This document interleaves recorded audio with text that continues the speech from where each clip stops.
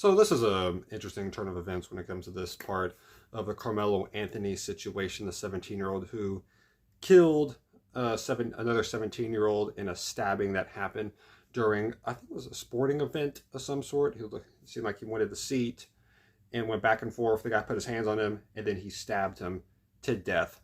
I don't know what verbally was said. We'll never know. But what happened today, which was interesting, was, and I'm not, this interesting is not a good interesting at all. The bond on him for Carmelo has been lowered from $1 million to 250,000. First of all, for a bond to be available for killing someone with no background reason, with no reason fully on to do so, is wild, in my opinion, for that to even be an option. I don't think that should ever be an option, but we're in a world that's acceptable, that's fine. So that happens. He's now on house arrest for right now. He gets to go home. And there is a GoFundMe, pretty much, something like that, up to $415,000 for his bond. First of all, we're going to say this. I get the idea of being 17 and making dumb decisions. I'm 17. I go to a school that is very much a different cultural, very much a mixed cultural background. It's a bunch of different diversities. It's a very diverse school. This doesn't happen. This is not a race thing, in my opinion. This is a human problem. That this is acceptable in this country. That's fine. That standing on business is this exception. Like, there's no exception to that. That we can't have an idea of, like, you can take an L. Just move out your seat or whatever, and that's okay. You're not in the right spot. You're on the other team's side. Move. It's okay. And if you don't want to move, I can scoot over if you want. That's okay. There's an appropriate response. There's probably an issue with the white dude, whatever. I forgot the guy's name. What he said, the guy died, he probably would not say the best things. I can't guarantee anything, though, because I'm not there. You weren't there. I highly doubt you were there. Only those two know what was said in between. And the idea of having to one-up one another, so the point for someone to put your hands on them, that's too much. But there is nothing verbally someone could do, unless if they hit, okay, if they punch you and start trying to beat you and threaten you with that, then you can do this. But don't kill them. There's a rule that you can defend yourself to the point that they can't do nothing about it. If you stab a guy once in the damn heart, I doubt he's going to do anything to you. I think that's the point of it. Nothing can be added to it. Also, he has a weapon on school grounds. That's a felony within itself. With our school, you got 3 years for just carrying a gun. This has the same implications as carrying a gun. Death for a gun, death with a knife. It's still death, and it's a weapon intending to kill. That's jail time already. This is a murder, by the way. And it's questionable if this is even close to self-defense. I've seen people get their hands put on them. You know what you do? You put your hands back on them. You don't stab them to death. You don't do that. You put your hands up and you throw them. You punch them. You fight. You learn how to do stuff of that nature so you don't have to do this. So you don't go to jail. You can have your altercation. His brother's there. He could separate them. That's fine. But you don't stab a guy. You don't shoot a guy. You don't do anything. You don't tase a guy. You don't do nothing to a guy. Like a situation like this. And I don't know if there's a problem. I can't speak for women, but I can speak for guys. There's a pride thing when it comes to stuff like this, especially between two athletes for wanting something. But there's a limit of what you should do and what you can't do. You can't kill a guy over stuff like this. And that should be common knowledge. You can push him off. If you talk to any professional fighters out there, they are not going to tell you the punch. They're not going to tell you the stab. They ain't going to tell you the kick. They ain't going to tell you the grab. What you do is you back off. If you have a problem with someone, you don't have to fight them. You can move back. This is at a freaking track meet. You can back up. You can run. I ain't got to put no hands on you. If you try to move to me, I get out. I don't have to keep one-upping you because that ain't going to lead to no good. Escalation leads to a climax that cannot be contained because you have both pushed this boulder to the top and it's going to roll. It can't stay up there. This is blurring the lines of what is acceptable and what's not. You cannot keep pushing this thing up and expect a good result. You can't do that. And if he had the intention to do some harm, I get people can wear pocket knives on them for self-defense. That's not a problem. But to hurt someone's situation without them having a weapon on themselves, and you could have got out of there, I'm not saying you would have been, you should have. Okay, I'll say, you should have got yourself out of there. You can be the bigger man and step up and say, I don't want to deal with your BS. I'm going to go. And he gets what he wants, and you avoid a situation like this. Some people might call you a wimp. Some people might call you didn't stand on business. They might call you a loser, whatever you got to say. You took an L there. Who gives a damn? You're alive, and he is too. It's a damn seat. We ain't killing people over seats. You're alive at the end of the damn day. Who cares? That's all that matters. He got what he wanted in the day. If he was willing to fight for it that much, you got, and guess what? They might not feel the best. Your pride might have been hit a little bit. But damn it, you're still alive. You can wake up tomorrow and you're not house arrest right now because you killed a guy. Because you did that. And guess what? We're talking about bonds here for people like this. He goes to house arrest. Damn, Cain Velasquez. This is pissing me off. Cain Velasquez got 5 years in jail. I know I might get released earlier than a year. For killing a man that sexually touched his 5-year-old kid. He goes to fucking jail over shit like this. And this guy gets off house arrest. House arrest. No, that does not work. That doesn't work in my opinion. I don't know if I'm the only one who thinks that way, but that does not work in my opinion. It doesn't matter the self-damn defense. He got a charge that's worse for killing a fucking sexual man, a man who sexually touches kids. His damn kid over someone who stabbed someone over an altercation that could have easily been prevented. If they both respond well, if there's fucking manners used in the freaking sentence, if they don't have this verbal altercation that leads to physicality, that doesn't make you have to respond with, I have to stab a guy. You don't have to respond that way. That's your decision. You don't have to do all that. This guy, the other dude that died, did not have to put your hands on him. He did not have to. But you know what you do? You push him off and you go. If he tackles you or something of that nature, then you got to push him off. You don't got to swing nothing. It's the good thing to have defense. You don't have to stab him, though. He don't got a weapon on him. You're having an altercation. He probably went too far verbally. He went too far physically. Guess what? Too far and too far equals what? What are you going to do? Too far again? There's only one more line you can step. And that's a weapon getting taken out. And that's the line he went to. That should not be taken out of consideration. That should be a punishment. That should be a problem.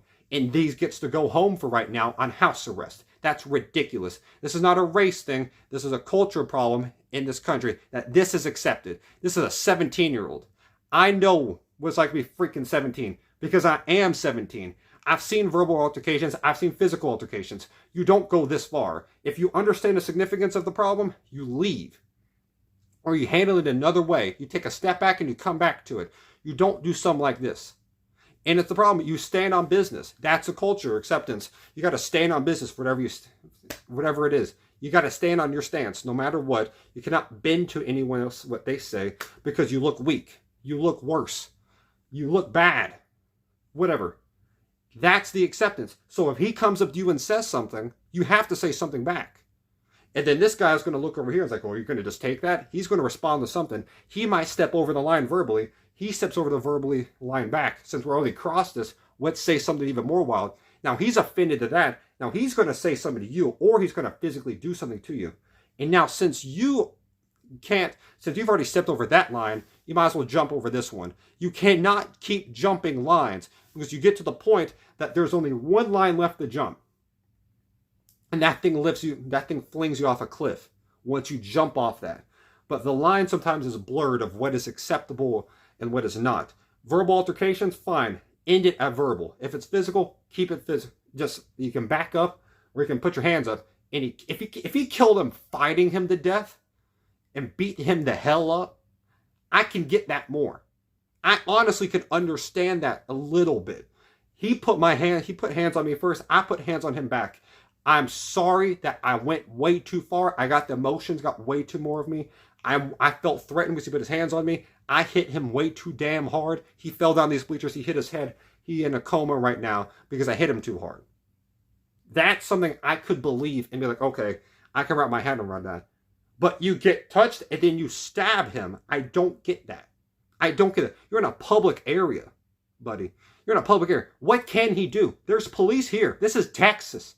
We're not talking about this is like a South, it's like in its own little area, a part of like Wyoming. We're in Texas. That's the national spot for guns. And you're talking about this for self-defense?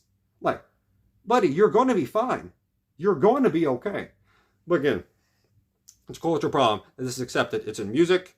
It's accepted in life, especially in music. If you don't have good culture, if you don't have good role models in your society, and you look up the people in your musical industry because you listen to it all the time, and they talk about you got to stand on business, you got to stand on this, you got to rep your city, you got to rep your block, you rep your hood, you got to represent your family, and you got to do it physically, not with getting a damn doctorate, not becoming a lawyer, not becoming successful in the business world, not becoming a good teacher, being a good role model, not being that type of figure, being a good father figure, a good motherly figure within your world, not doing that, and it's to do it physically. Yeah, you might have a brother, or you might have a sister, you might have an auntie, you might have an uncle, you might have a cousin, you might have someone in jail. That does not mean you have to go there. A pattern of failure will never lead to success. Success is whenever someone breaks the chain and decides to do something different. Take a different path and do something different. That comes with self-control and self-understanding of your own situation. Now we got a problem in this country that's even more significant than it's going to get even worse. Race, race, race. It's a problem. I necessarily was going to talk about it. I'm not talking about this situation. I'm talking about it in general. This race problem has been a problem for 400 years in this country. It's been an issue forever. And now it's a victim role of, oh, I'm going to act like this because someone said this race seems way worse or acts way worse to my race because of whatever. So I'm going to immediately assume that this person has the worst mindset against me. So I'm going to verbally abuse them. If I hear on a newscast, or I've seen this before, people talk about how we'll say this during the border stuff, right? That whole thing, people came over the border, that stuff happening. Mexicans got a really damn bad look from a lot of people. And that made other Mexicans get treated worse. I know a couple. I know a good amount, actually. They're perfectly fine people. They might not be able to have the same communication at times. They might not be their first language, just might not be English. But who cares? They're not bad people. But if I only watch the news and I see someone who's Mexican, I'm going to assume they're just like what they're talking about because I don't know any better. And that goes across the board. And that's not me being a complete racist. That's just me assuming that my newscast that should be reliable is not going to lie to me, but it's going to. Because it's opinionated, formulated. That's why people watch YouTube rather than go out and do this. That's why people would rather watch weather forecasts on freaking YouTube like I do rather than do stuff like this. Rather go to the actual weather forecast on the National Weather System station or whatever, because it's more accurate there. They'd rather get the news from YouTube than go out there and watch it on NBC or ABC, because they're going to be opinionated half the time and get pissed off. That's the only reason you watch it. Is they get pissed off or fully support what they're talking about.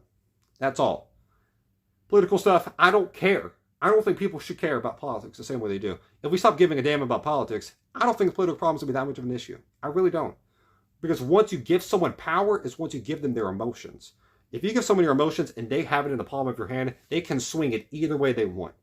You reserve your emotions, you reserve your opinion, and you just take a step back and just observe, a lot better things will happen. I promise you. I hope this kid changes his opinion at the end of the day, changes the way his life. I pray for this guy. Jesus died for everyone. He didn't just die just for you or your race or your culture. Everyone's accepted, and if you're going to follow him in everything you do, say it and also live that way. A lot of people out there say they're something and aren't. You cannot say something and then not be that. It's hypocritical, and it worsens everyone else that's a part of it. God bless everyone that's in need. Father God, everyone out there, keep everyone safe.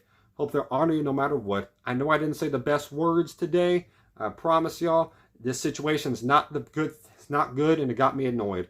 Just let you know that we got flaws in this country, and it ain't getting much better. The leadership ain't the best. We ain't the best. But we cannot change what other people do. You got to control what you do. Self-control is the best way to lead to a successful life. Do that. Put you around the best people and learn what other people do. And guess what? We got problems in this country. We always have. Let's get used to it, or we ain't going to have any improvement. Let's see what happens. And yeah, hope you have a great day, all. Stay safe. Put on the comments your own opinions about it. And God bless you all.